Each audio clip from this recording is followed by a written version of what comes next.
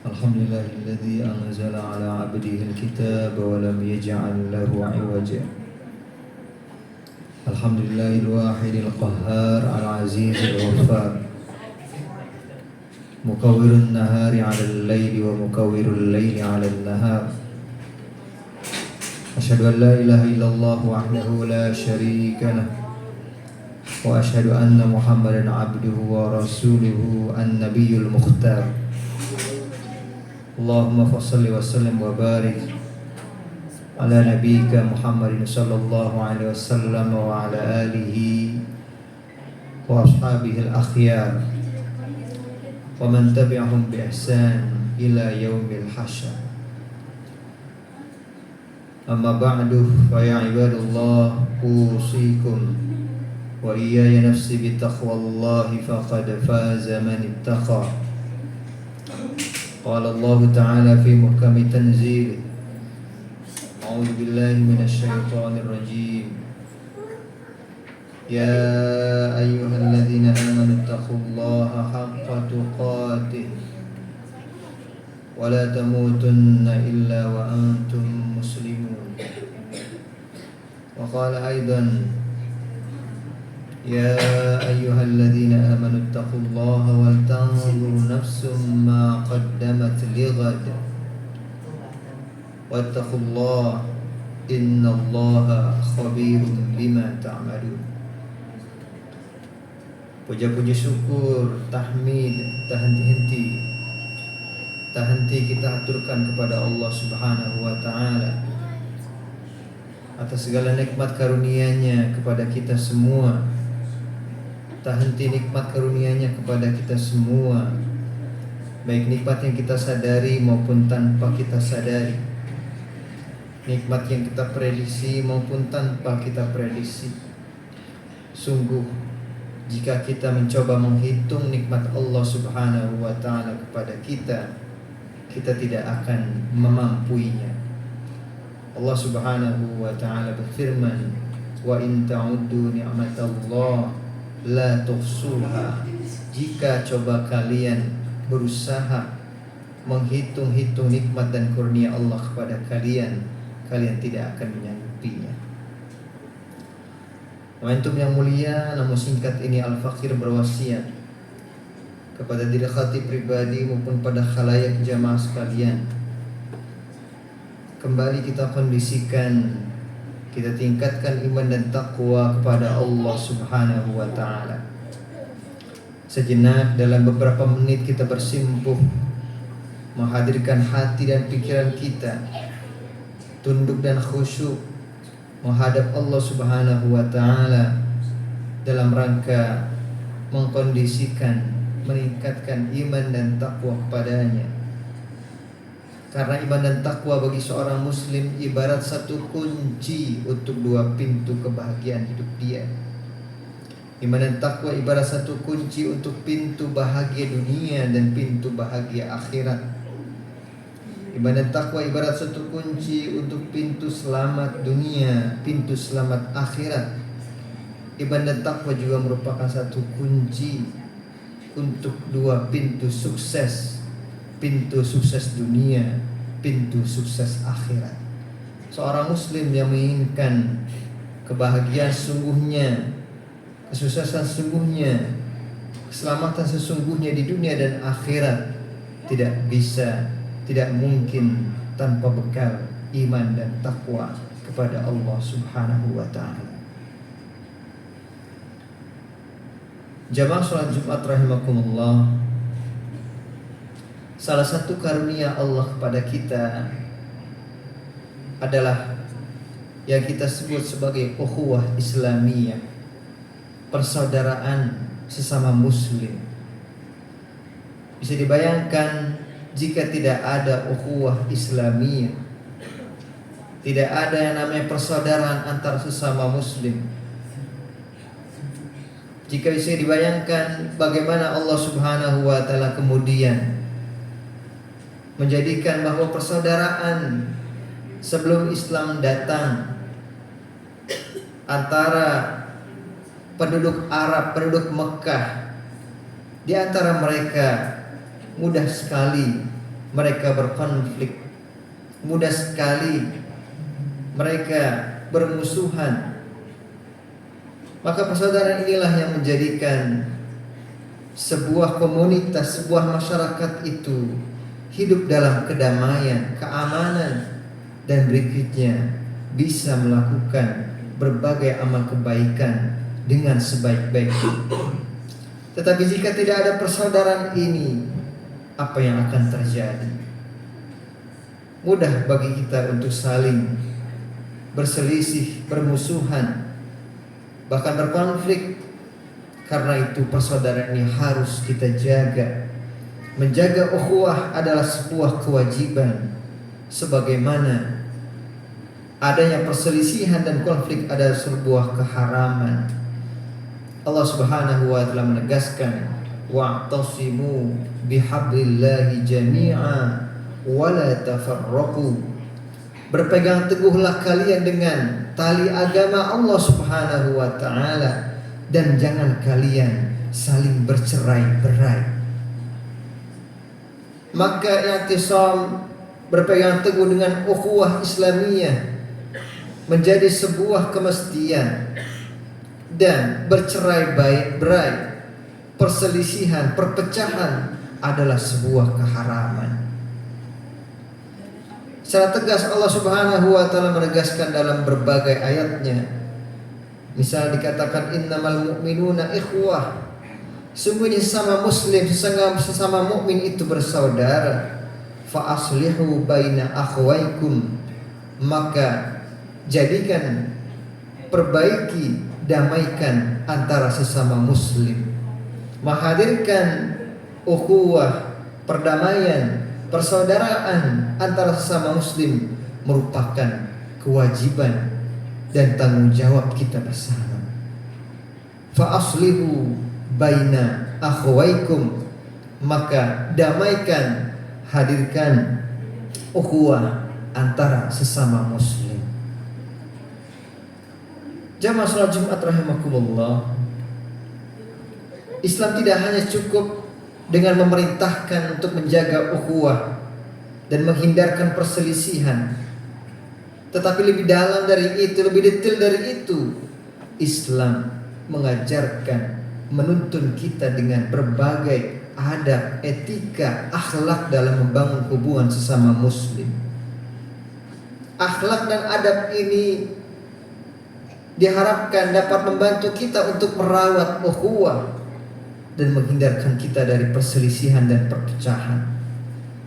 Fenomena adanya beragam perdebatan, perselisihan di dunia maya, di medsos, bahkan mungkin di dunia nyata, tidak jarang menghantarkan seseorang kepada upaya-upaya yang menghadirkan perselisihan, bahkan konflik dan perpecahan. Karena itu sekali lagi adab-adab ini perlu diperhatikan. Jika kita mengaku sebagai seorang muslim, maka seorang muslim itu tidak hanya dituntut untuk baik dalam masalah ibadah ritualnya, tidak hanya dituntut untuk baik dalam masalah sholatnya, puasanya, membaca Qur'annya, tidak, tetapi dia juga dituntut baik untuk membangun ukhuwah, menjaga ukhuwah dan menghindarkan perselisihan antara umat Islam. Di antara adab-adab dan akhlak yang diajarkan yang pertama adalah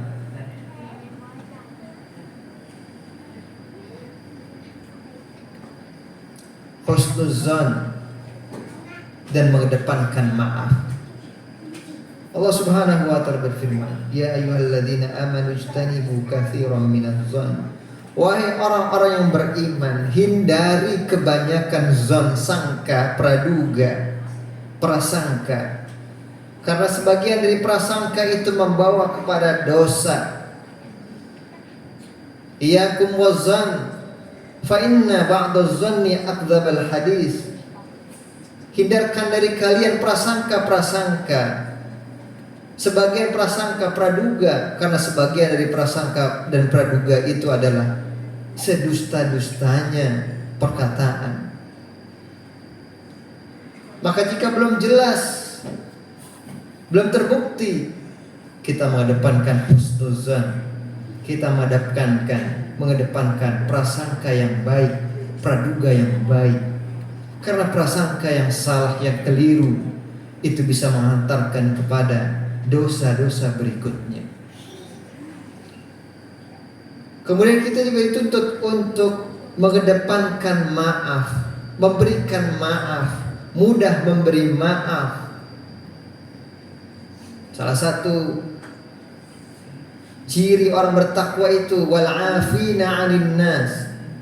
Dia mudah memberikan maaf kepada yang lainnya. Seorang muslim ketika dia memberikan maaf, wal ya'fu wal yasfahu, ala tuhibbuna ay yaghfirallahu lakum. Ketika dia memberikan maaf, maka Allah Subhanahu wa taala akan mencintainya dan Allah akan mengampuni dosa-dosanya. Jadi yang pertama, kedepankan husnuzon dan berikan maaf terhadap sesama muslim. Yang kedua, menghindari perilaku zalim dengan beragam bentuknya. Apakah itu sikap, perkataan, perbuatan yang merendahkan, menghina, mencaci, mengumbar aib dan lain sebagainya.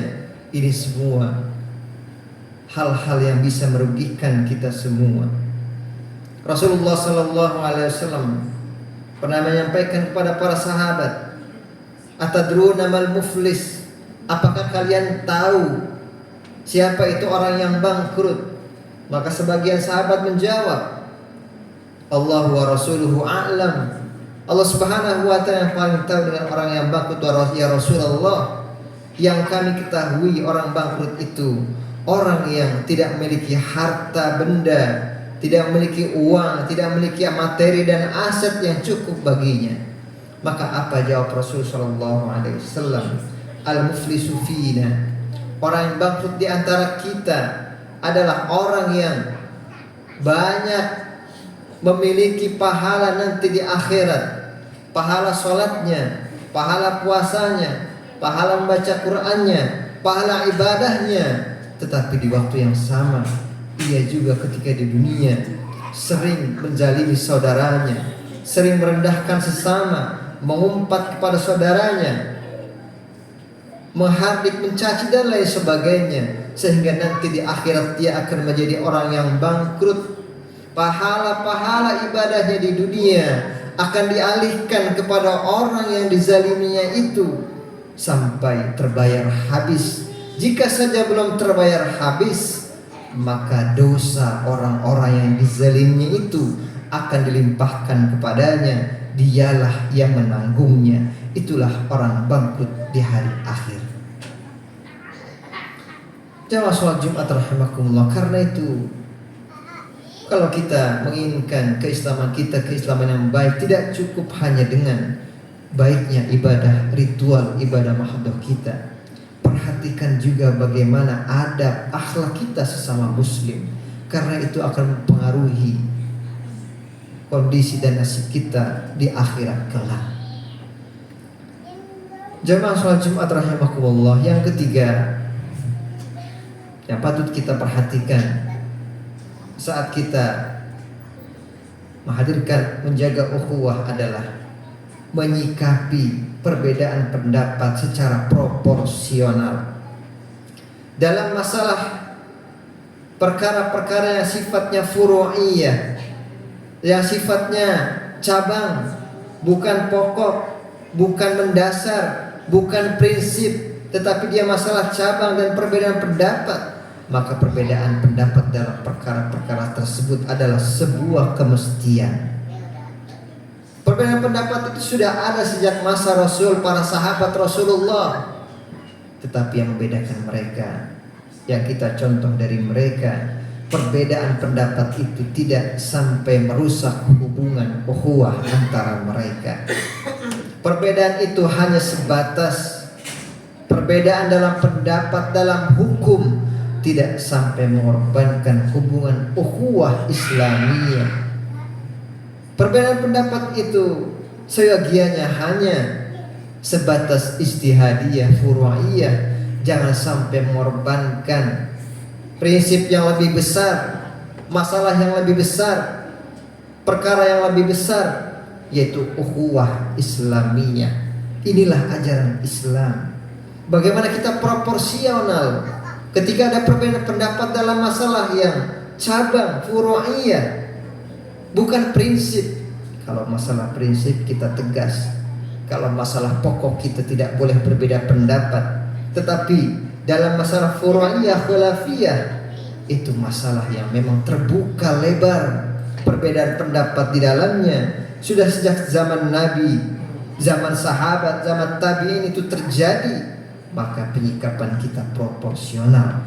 Jangan sampai perbedaan itu malah mengorbankan ukhuwah kita, malah membuat kita melakukan perkara-perkara yang dilarang. Sikapi secara arif, secara bijaksana. Masih terlalu banyak PR kita semua. Masih terlalu banyak agenda besar yang bisa kita lakukan ketimbang kita menguras energi, perhatian, konsentrasi kita kepada hal-hal yang bisa membawa kepada perselisihan antara umat Islam. Jamaah salat Jumat rahimakumullah, inilah 3 hal yang bisa kita jalankan. Yang pertama, berhusnuzon, kedepankan maaf, memberikan maaf. Yang kedua, hindari perilaku, perkataan, sikap yang merugikan sesama, seperti menghina, merendahkan, mencemooh dan lain sebagainya. Dan yang ketiga, proporsional, arif, bijak dalam menyikapi perbedaan pendapat yang terdapat dalam perkara-perkara yang sifatnya cabang, bukan prinsip, bukan pokok. Mudah-mudahan dengan begitu Allah Subhanahu wa taala jaga kebaikan umat ini. Allah Subhanahu wa taala berikan kita pahala berlipat ganda untuk mengarahkan umat ini untuk terus menghadirkan keharmonisan, untuk terus membangun perdamaian, membangun keharmonisan, menjaga ukhuwah, dan menghindarkan daripada potensi-potensi perselisihan atau bahkan perpecahan. Dengan begitu pahala yang kita dapatkan insya Allah akan berlipat-lipat di hadapan Allah Subhanahu wa taala, karena kita tidak hanya melakukan untuk kepentingan pribadi kita melakukan untuk kepentingan masyarakat muslim, untuk kepentingan umat Islam yang pahalanya insya Allah berlipat-lipat di hadapan Allah Subhanahu wa taala. Barakallahu li wa lakum fil Qur'anil Karim wa nafa'ani wa iyyakum bima fihi minal ayati wa dzikril hakim wa taqabbala minni wa minkum tilawatahu innahu huwal ghafurur rahim.